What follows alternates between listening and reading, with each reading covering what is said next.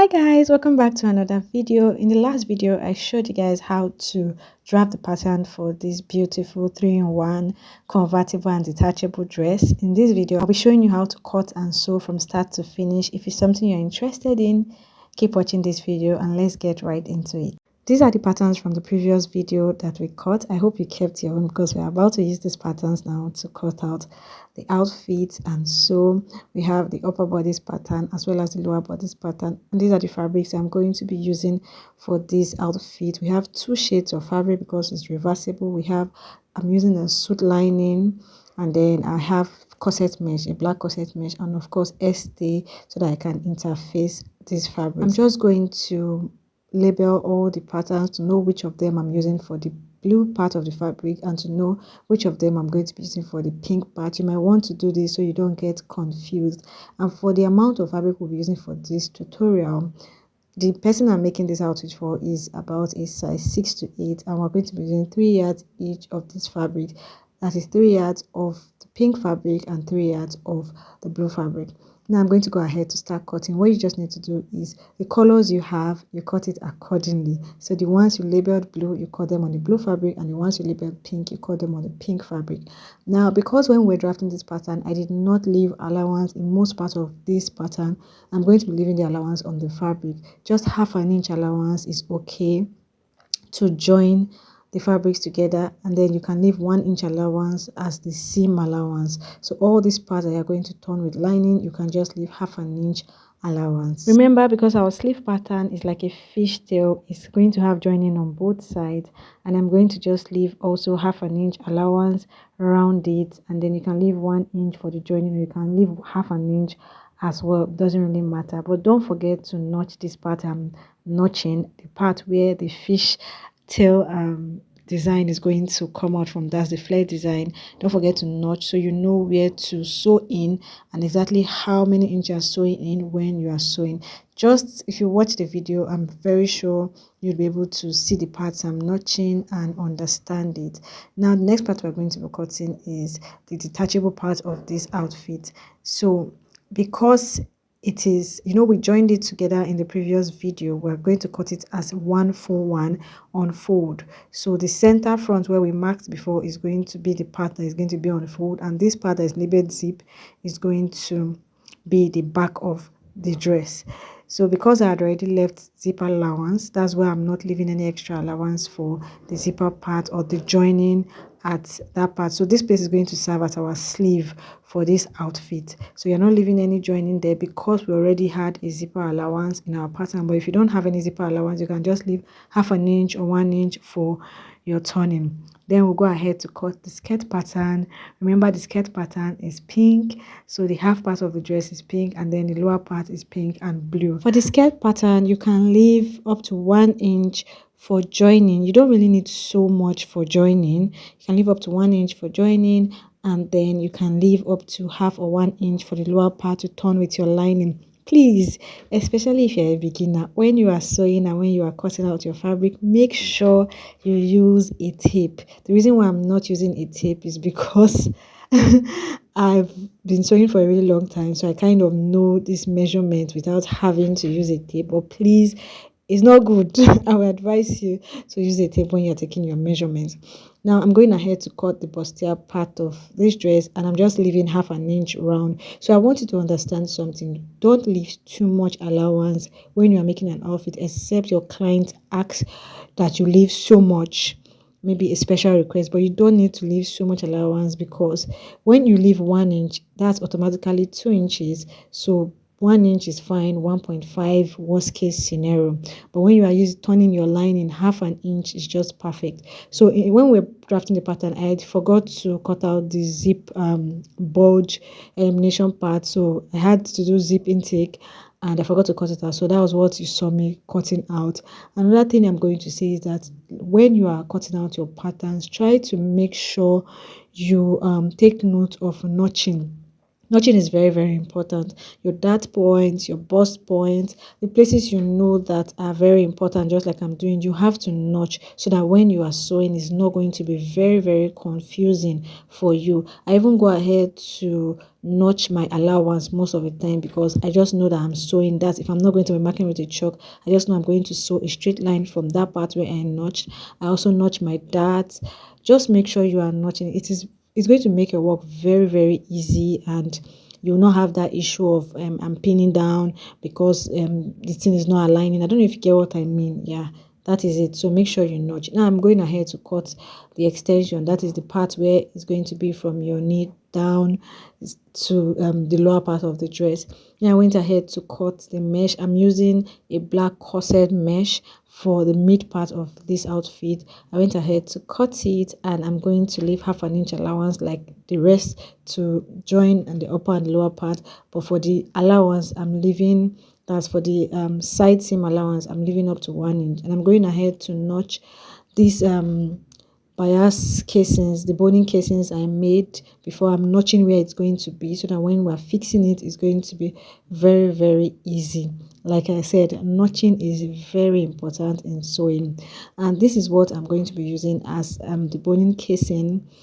If you want to do a boning casing, I'll show you how I fix my boning casing. But if you want to do a boning casing, 2 inches is enough to make your boning casing. Depend on the boning you are using, but yes, I don't use the bonings that are too big. I just use normal size boning. I'll show you in the course of this video, but 2 inches strip is enough. Just measure the length of where you want to fix the boning casing, and then make it 2 inches width, and the length of where you're going to fix it should be the length of the strip you are making.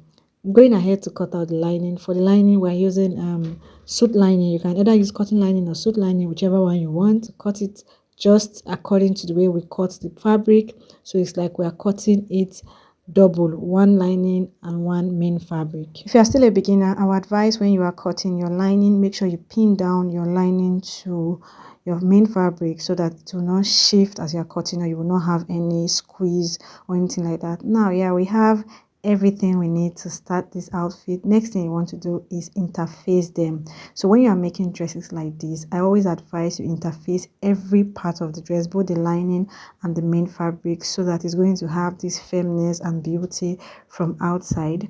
Now I'm going to go ahead to start sewing. I'm starting with the upper part, the bust part. I'm just pinning it together. So all the parts you notch, you're going to pin the bust point to bust point. You're going to pin the upper part together, and then the lower part. You take it to your machine and you sew that aside with the allowance you left. For the yoke part of this dress, instead of cutting a lining, I just doubled the fabric so that it will have more firmness. You can decide to use a lining if you don't have enough fabric, or you can decide to use the fabric if you want a more firm effect. I did the same thing for the yoke of the back.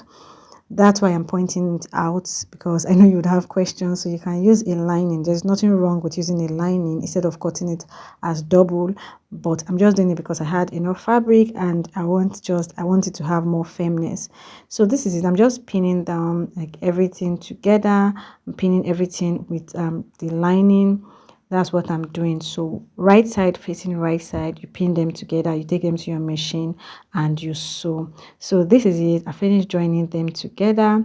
Now you go ahead to notch. This is the back yoke. Make sure you notch, especially the yoke part, your neckline, anything that has to do with the neckline. Make sure you do your notches so that it's going to be very relaxed. This is the bustier part. Make sure you notch the bust point too, and just notch around this area so that by the time you open it up and iron, it's going to be relaxed. Notching is like one very important part of sewing. I'm sure you already know that. So the front yoke, you're going to do the same thing. Make sure you notch. I already notched in this place, so make sure you notch. Don't forget to notch, and then you just turn it inside out. When you're turning it inside out, just be careful so you're not going to have any tear, and be patient with it. For any part that is not looking relaxed, you can just open it up and re-notch until you have that relaxed effect you want. You know, this yoke is not like the regular yoke. This one has like pointy ends, so make sure you notch until you have the effect that you want. After turning everything inside out, the next thing you want to do is iron. You need to iron. So there's another thing I want to say. Ironing is a very important process in sewing. It gives your cloth this beauty and neatness, so make sure you are ironing as you're sewing.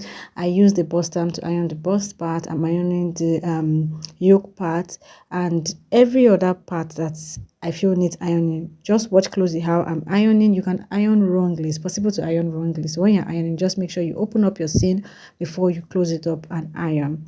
Now the next thing I'm going to do is to start joining, and before you join the yoke to the blouse, because of the design on the yoke part, make sure you know the front of the yoke part.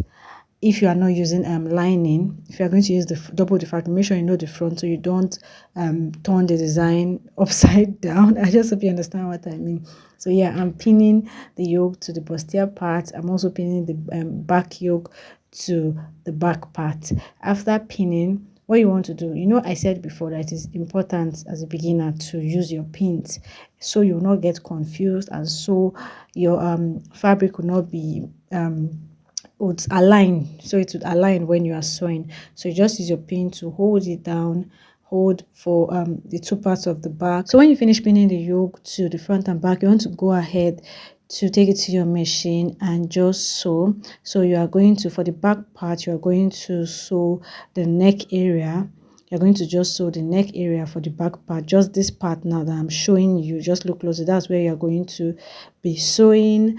And then the next thing we're going to do is fix our bra cups on the lining. Some people usually fix their bra cups on the main fabric, but I prefer to fix my bra cups on the lining.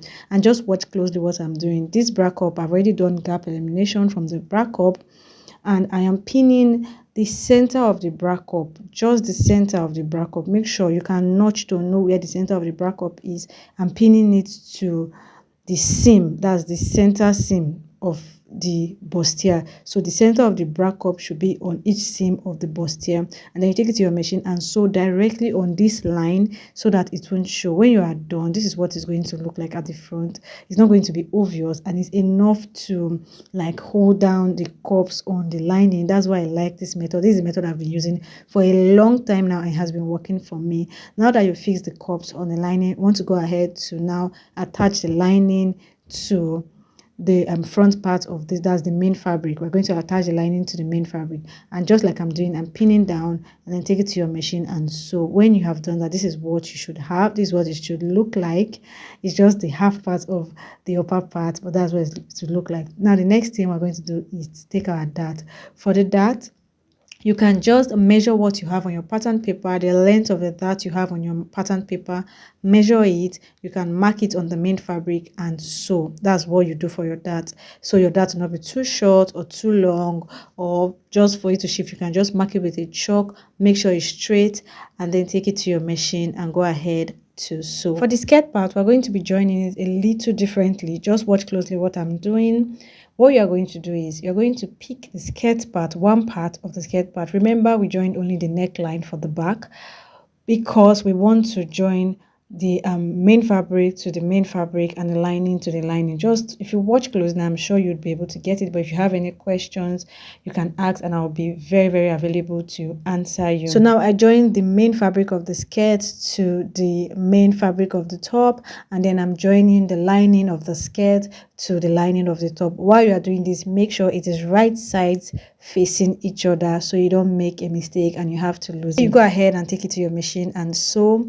After doing that, this is what it should look like. You open up the seam and iron. When you are sewing, always iron in between so that your work can be neat. I cannot overemphasize this. When you are done ironing, the next thing you want to do is join the lower part of the skirt as well as the sides. So now we are closing up the whole seam of this outfit. That's what we're doing. But just make sure everything aligns. Make sure the seams are aligning. The lining and the main fabric, make sure the waistlines are aligning. But when you are sewing, you have to sew the lower part first before you go ahead to sew the side. Just watch closely what I'm doing, because remember we left an allowance for the lower part. So you have to join the lower part of the skirt first before you go ahead to join the sides of the skirt.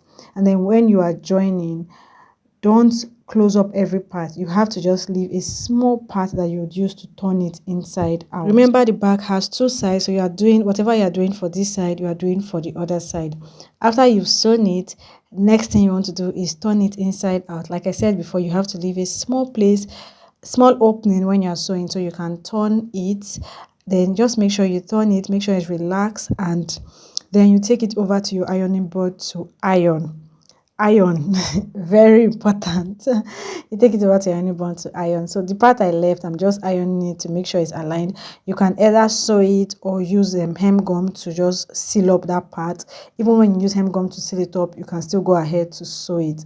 So this is what both sides look like after sewing, turning, and ironing. This is what it looks like, and now I'm going to join the back part together. I'm just taking 7 inches from my waistline. That's what I'll be taking for the zip. So that's where the zip is going to open to. If you have like wider hip, you can take more. Maybe you can take up to 8 inches, but 7 inches is just fine for the person I'm making this outfit for. And then you take it to your machine and just sew from that 7 inches point down to the lower part of the outfit. When you are done, make sure you open the seams and iron. Next thing we want to do is go ahead to fix our zip, and fixing your zip is very easy. Watch closely. If you are the kind of person that fixing zip is difficult for you, what you want to do first is mark out your zip allowance with a chalk. You can open it up and iron to make sure you have that line that you would now pin your zip to. But if you know fixing of zip is not an issue for you, you can just go ahead and pin your zip on your allowance, then iron, and then take it to your machine to sew. That way your zip is already relaxed. You already know where you are sewing it, and you would avoid any unnecessary bulge. Now we're going to be working on our corset mesh next. You know, we already notched every part we are going to put our boning. Next thing I'm doing is just calculating the amount of boning I need. I like to cut them in bits to make sure they are complete and it's enough before I start doing any sewing. So for this, I think we need about 1, 2, 3, 4, 5 if I'm not wrong.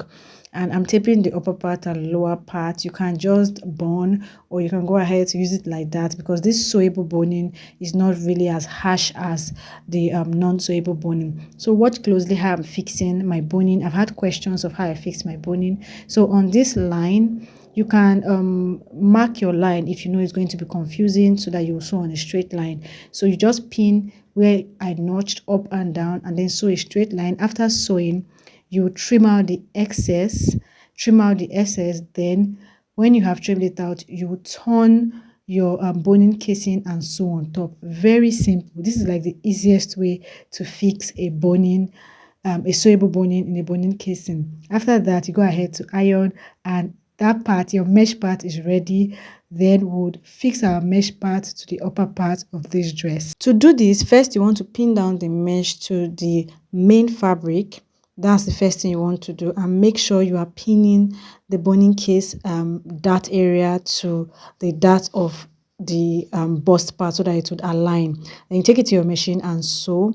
When you bring it back, just like I'm doing, you have to now join the lining to the other parts of the outfit. So now this is easy to do because I'm using a sewable boning. I would actually advise you to use a sewable boning if you are doing this outfit. You can double it if you want, so it will be comfortable and so it will be easy for you to sew. But when you are done, you just need to fold it just like I'm doing. Pin down, pin every part down. Make sure it's stretched out when you pin, and then you take it to your machine to sew. Now, when you take it to your machine, you would sew one part of the side and leave the other part so you can turn it inside out. And that's it. It's actually very simple. This may take a while turning it because of our boning and our cups, but you can just put your hand into the part that is open and make sure you just arrange your cups, arrange your boning, and just for everything to be relaxed. So the other part now that is still open, you want to fold it in, iron, and then put a hem gum to just seal it up. Then you can also go ahead to use your machine to do a straight stitch there, so it will just be closed up. Now the next thing we're going to do is join our skirt part to the upper bodice of this outfit.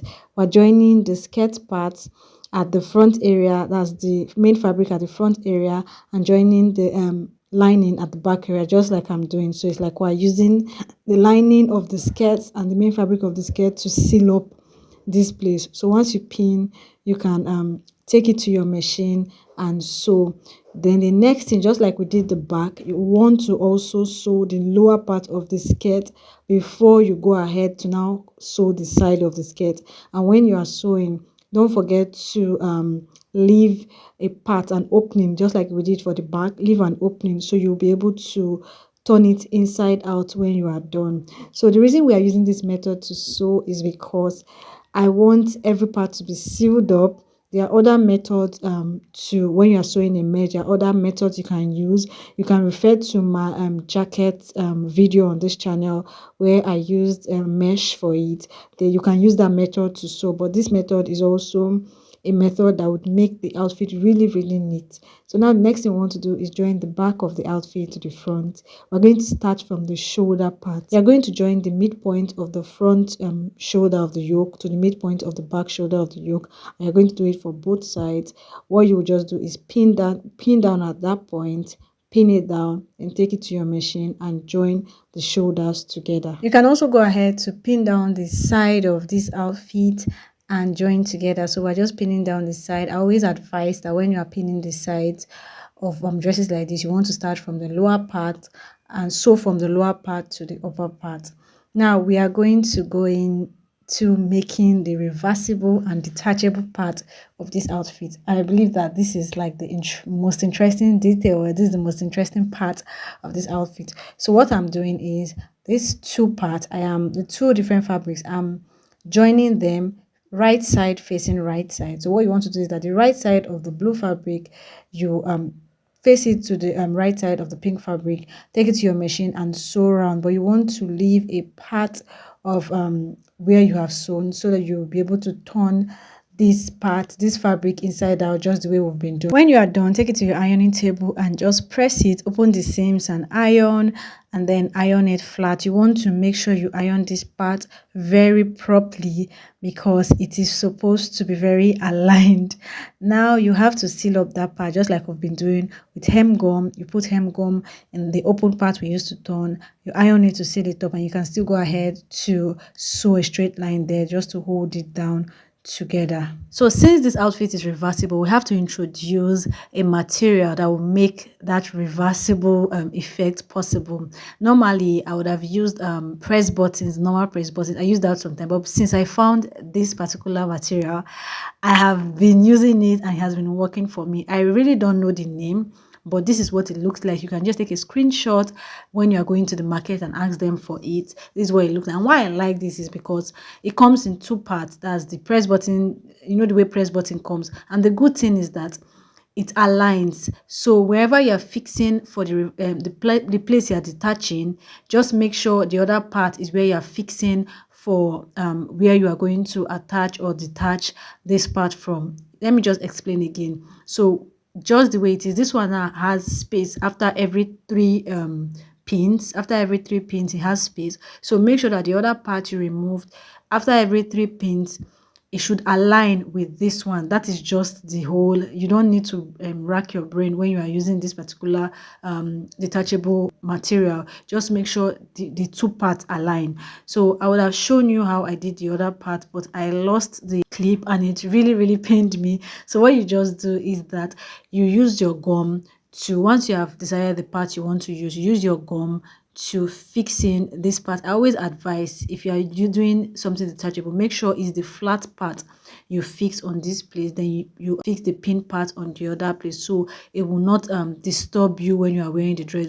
But this particular material is not, the pins are not sharp and as thick as press buttons, so it's not going to be inconvenient at all. So when you want to fix for the other part, now you are going to shadow it. Make sure it's the same point that you fix. Just make sure it is equal. If you started with 3 in the blue part, make sure you start with 3 in the other part so that it will be aligned, because you are going to fix it to the dress the same way, front and back. I just hope you understand. If you have questions, you can ask me, but I hope I'm explaining it to your understanding. So after using gum to hold it, the next thing you want to do is make sure you hand tack or you sew with your machine, but you have to hold it down aside from using gum. So that is it. Fixing it is very simple. What you just do is that the other side, you fix it to the actual dress. But if you can get this thing, it will make your detachable game very easy. Now, next I'm just doing is ironing the sleeves so that I can join the sleeves. Remember, we have not joined the sleeves to the dress. So I'm just ironing the sleeves to make sure it is looking really cute. And then you can go ahead to join your sleeves to the dress. If you want to join the sleeves to the dress, all you just need to do is pin down the sleeve part to pin down the upper part of the sleeve to the armhole of this dress. You can pin it right side facing each other, and then you take it to your machine and just join. So like I said before, I lost the clip of fixing the other parts of the press button material to the skirt part, but from the way I explained it shouldn't be hard for you to do. Just gum the other part to the skirt part and then go ahead to hand stitch. So I'm showing you how to fix it where you are done. You can do the same thing on both sides. Because the press button fabric came together, like it's like a long rope, so fixing it, you're not going to have issue of one place not aligning with the other place as long as you just fix it correctly. This is it, very simple. I'm showing you how you can fix it in, at the same time you can remove it and also fix in the other place. This is very, very, very simple to make. If you're going to try it out, let me know. If you try it out, let me know in the comment section. You can also use press buttons to try this, but it's a bit more complicated. This is the final look. Let me know what you think about the dress. If you found this video helpful, don't forget to share it to others. If you watched the first one, don't forget to practice with this second one. I also put an inner corset in this dress as per request of my client. Let me know if you want a tutorial on that. This is what the dress actually looks like on the body. This was the one I made for myself before I made this one for someone else. You will notice that it is not as long as the one I just made. This is it. You can detach it. You can use different sides. You can use either the pink side or the blue side. So thank you for staying to the end of this video. If you found this video helpful, don't forget to give this video a big thumbs up, share this video, drop a lovely comment, drop your questions, and most importantly, subscribe. See you in my next video. Until then, keep winning.